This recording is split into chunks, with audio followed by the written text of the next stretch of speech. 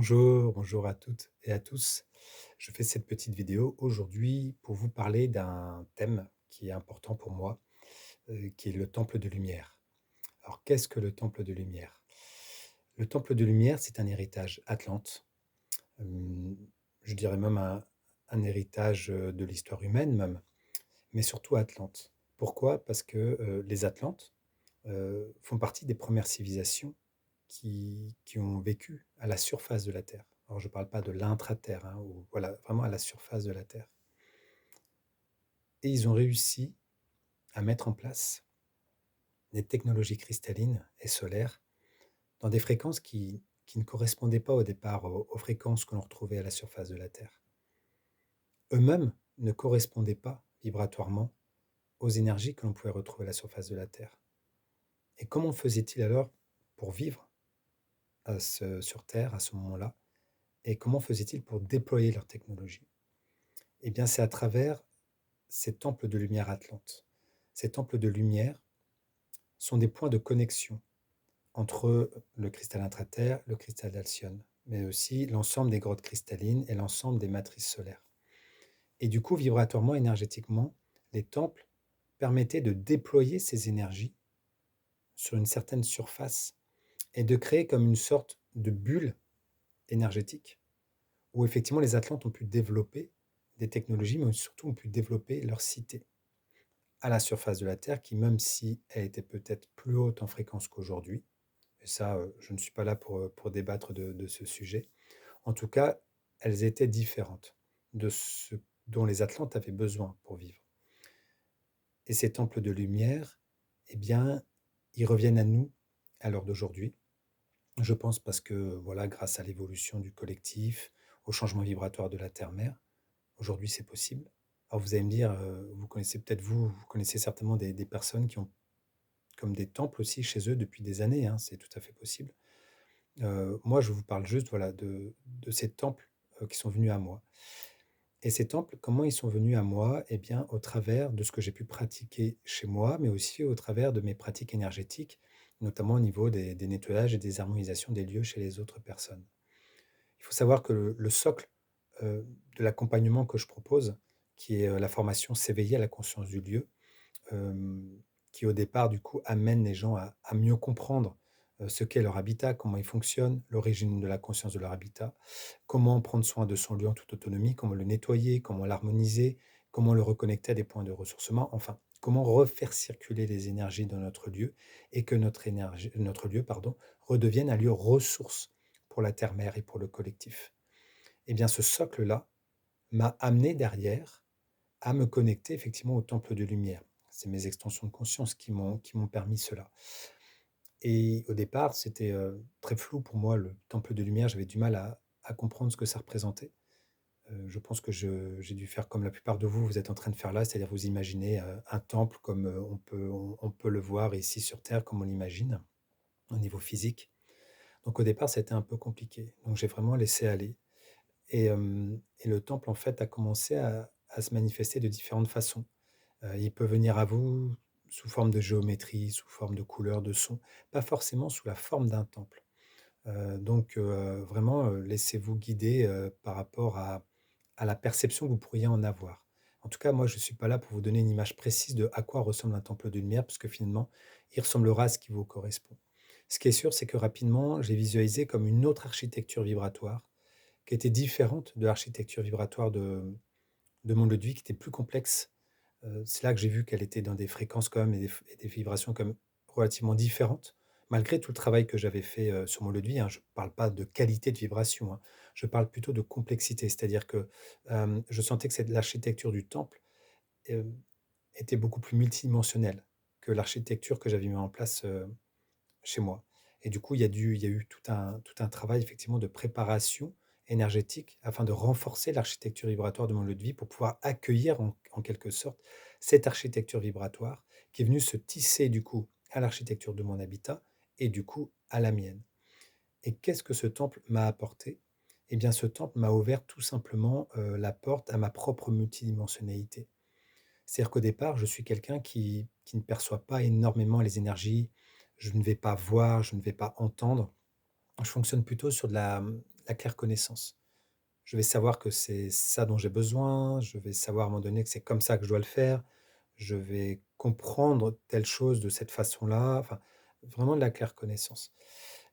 Donc au départ, je ressentais rien de spécial. C'est-à-dire que je posais des intentions, je me laissais guider, je sentais qu'il fallait que je fasse ça, ça, ça comme travail énergétique pour permettre à cette architecture de venir se mettre en place chez moi. Et j'ai vraiment laissé vivre le quotidien. Et à un moment donné, ce qui a commencé à changer, c'est notamment au niveau de mes rêves, au niveau de la nuit, où j'ai commencé à me voir de plus en plus souvent en train de faire des conférences sur des sujets que je ne connaissais même pas. Alors au départ, c'était compliqué parce que quand je me réveillais, je me souvenais à moitié pas de ce que j'avais dit. J'ai dit: «Mince, mince, j'ai pas eu le temps de noter, ça va tomber à l'eau, nin nin Enfin voilà, mon mental a commencé à se bloquer un petit peu et au bout d'un moment, j'ai vraiment laissé aller. J'ai dit: «Écoute, te prends pas la tête, si ça doit se passer comme ça, c'est que ça doit se passer comme ça». Donc j'ai continué ma vie de tous les jours et effectivement, au bout d'un moment, hem, mes rêves ont commencé à devenir plus précis. Je commençais à me souvenir de plus en plus de ce qui se passait. Et du coup, j'ai commencé à noter et au départ, c'était, comme des demandes du temple. Il me demandait, voilà, énergétiquement de plutôt mettre ça en place, de modifier ça, ça, ça. Donc je faisais, c'était vraiment au fur et à mesure et à un moment donné, j'ai commencé à avoir des extensions de conscience qui ont commencé à se manifester à moi. Alors au départ, c'était assez drôle parce que, alors par exemple, au départ, j'étais très très connecté aux énergies druidiques donc et ça commence à venir sous forme de synchronicité, hein, comme ça arrive à tout le monde. C'est-à-dire qu'à un moment donné, voilà, il y a une vidéo sur les druides qui arrive, à un moment donné, un livre, enfin des signes dans la matière tous les jours. Enfin voilà, je voyais bien que j'avais certainement une extension de conscience druidique qui essayait de se connecter avec moi à moi, pardon. Et à un moment donné, même jusqu'au moment où mon mental a forcément construit le visage d'un druide qui ressemblait forcément à Merlin. Pourquoi? Parce que c'est comme ça qu'ils sont manifestés dans le collectif. Donc je ne me suis pas bloqué non plus en me disant: «Voilà, là, c'est mon mental qui essaie d'aller chercher une compréhension». Au lieu de bloquer ça, j'ai laissé aller, j'ai laissé vivre cette image, ce visage que je sentais bien que c'est une construction mentale. Et finalement, à partir du moment où j'ai laissé vivre ce qui se passait dans ma tête, que je voyais bien qu'il y avait à la fois ma part mentale qui essayait de comprendre les messages qui essaient de venir à moi et les synchronicités qui arrivaient, j'ai laissé vivre. J'ai vraiment lâché. Parce que moi, j'ai un côté vraiment très mental, où je cherche vraiment à comprendre les choses. J'ai lâché. Et au bout d'un moment, mes rêves ont commencé à être de plus en plus clairs, des choses de plus en plus précises dans ce que je devais mettre en place pour permettre au temple de se mettre en place. Mmh, j'ai senti que énergétiquement, le lieu de vie commençait à être différent au niveau, même de la luminosité, du ressenti quand on était dans la maison, et là où je pense où j'ai vraiment trouvé qu'il y avait une différence, c'est surtout quand on était à la maison et quand on sortait de la maison. J'avais l'impression qu'il y avait de plus en plus de décalage énergétique vibratoire entre la maison et l'extérieur. Encore plus qu'avant, par rapport à tout le travail que je faisais. Et donc là, je me suis dit: «Là, il commence à se passer des choses». Puis j'ai ma conjointe Émilie qui, par contre, elle, voit et lit les énergies de façon très précise et qui commençait aussi à se rendre compte qu'il se passait des choses, qu'elle-même de son côté, elle sentait que ce qu'elle captait était de plus en plus précis. C'est vraiment ma conjointe qui a commencé à en bénéficier avant moi, quelque part, enfin, en tout cas, de la façon dont je le percevais. Où elle sentait que dans ses enseignements, elle commençait à avoir des choses de plus en plus précises, des nouveautés. Elle avait des choses dans les rêves aussi de plus en plus précis. Enfin voilà, ça commençait vraiment à se mettre en place. Moi, pendant ce temps-là, pendant un moment, c'était un peu calme. Il y avait, une sorte de frustration qui venait en moi, mon ego qui me disait: «Mais attends, c'est toi qui as fait tout le boulot de mettre le temple en place, c'est ta conjointe qui en bénéficie». Enfin voilà, tout ce côté humain. Donc il a fallu que j'aplanisse un peu tout ça, que je laisse le temps que tout cela se repose un petit peu. Et au bout d'un moment, parce que là, ça fait plus d'un an que le temple est vraiment en place à la maison. Au bout d'un moment, au fur et à mesure des semaines, des mois, j'ai commencé à avoir des messages qui continuaient à s'éclaircir de plus en plus, à avoir d'autres extensions de conscience qui se manifestaient sous différentes formes, de jusqu'au point où aujourd'hui, j'ai plusieurs dizaines d'extensions de conscience qui œuvrent avec moi, avec des histoires, de certains d'entre eux, pardon, des histoires que je connais bien maintenant, que voilà, des scénarios, ils m'ont raconté leur histoire, afin que je comprenne certaines choses aussi par rapport à moi et par rapport à ce que je vivais.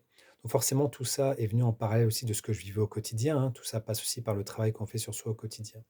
En tout cas, après plus d'une année, le temple m'a ouvert à énormément d'extensions de conscience qui m'ont apporté beaucoup, beaucoup d'enseignements, beaucoup de compréhension sur moi, sur ce que je vivais, sur ce que je pouvais mettre en place aussi, parce que j'ai toujours le choix, hein, j'ai toujours le libre arbitre aussi de mettre en place ce qu'ils me proposent.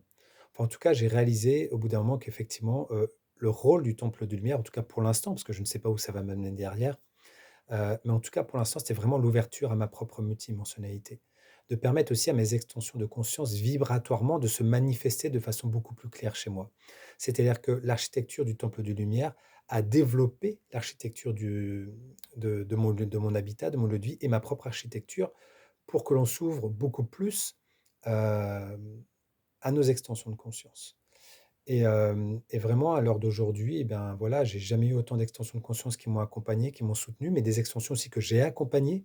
Parce que j'ai des extensions de conscience qui m'ont aussi demandé de l'aide, qui m'ont demandé des choses précises à mettre en place pour les accompagner par rapport à des besoins qu'ils avaient. Donc ça va dans les 2 sens aussi. En tout cas, voilà, j'ai jamais eu autant d'extensions de conscience autour de moi. Hem, j'ai jamais eu autant d'ouverture aussi, beaucoup de changements aussi dans ma vie. Ça va avec. Il faut aussi accueillir aussi que, ça peut avoir un temple de lumière chez soi, ça peut apporter beaucoup de changements dans notre entourage, dans notre vie professionnelle, notre vie, privée aussi. Donc, il faut aussi être ouvert par rapport à ça. Et je pense que ceux qui ont commencé un chemin, d'ouverture de conscience dans leur vie connaissent déjà ça. Ils savent très bien tout ce que ça peut bouger dans leur vie. En tout cas, le temple de lumière, ça fait aussi bouger. Et ce que je peux vous dire, à l'heure d'aujourd'hui, c'est que manifester un temple de lumière chez vous, ouvrir un temple de lumière chez vous, c'est vous ouvrir à votre multidimensionnalité. C'est vous ouvrir à vos extensions de conscience de façon de plus en plus claire et précise et forcément de vous ouvrir à votre propre multidimensionnalité également. De vous ouvrir aussi de plus en plus à votre humain aussi, à qui vous êtes aussi dans la matière, ce que vous êtes venu vivre ici. Et vraiment voilà ce que le temple de lumière a pu m'apporter un grand changement aussi de mon quotidien. C'est-à-dire que, le temple lumière aussi, c'est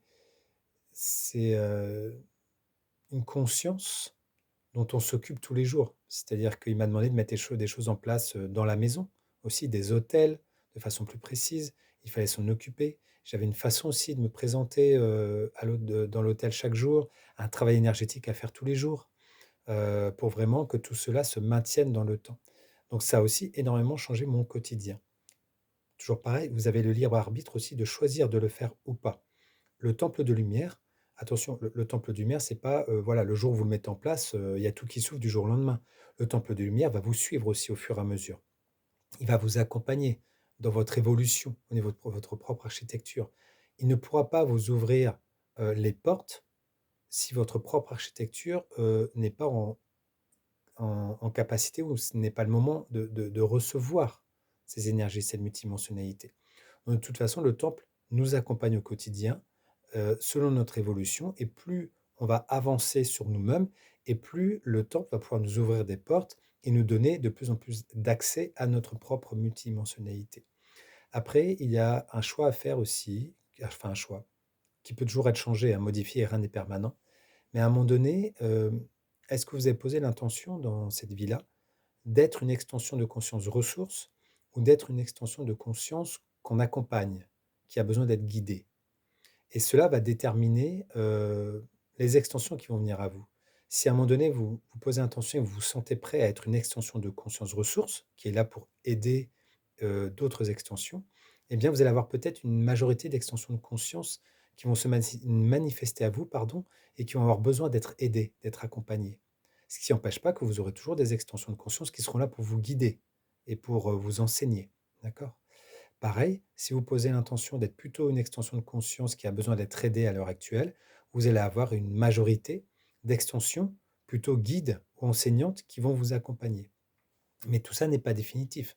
C'est pas parce qu'à un moment donné, vous posez l'intention de dire que vous êtes une extension de conscience qui a besoin d'être guidée, accompagnée, qu'un jour vous ne pouvez pas décider de changer, de poser l'intention d'être dorénavant une extension de conscience plutôt ressource. D'accord? Ça vraiment, ce n'est pas, définitif. En tout cas, vous pouvez, poser l'intention un peu de choisir quel va être votre environnement au niveau de votre multidimensionnalité. Est-ce que c'est un environnement plutôt de soutien ou plutôt un environnement qui a besoin d'être soutenu?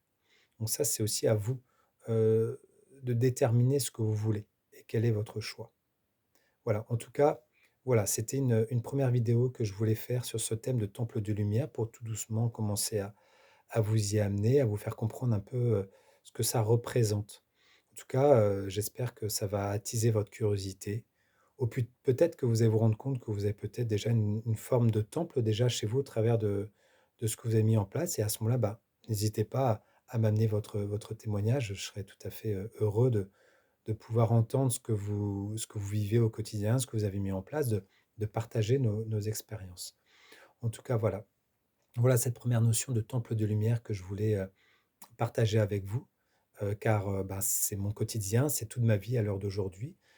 C'est en grande partie aussi, heu, ça fait partie des accompagnements que je propose et des formations que je propose aussi. Donc voilà, j'avais cœur à vous faire cette vidéo aujourd'hui. En tout cas, merci, merci, merci à vous, d'avoir pris le temps d'écouter cette vidéo et je vous souhaite, une belle journée. Merci.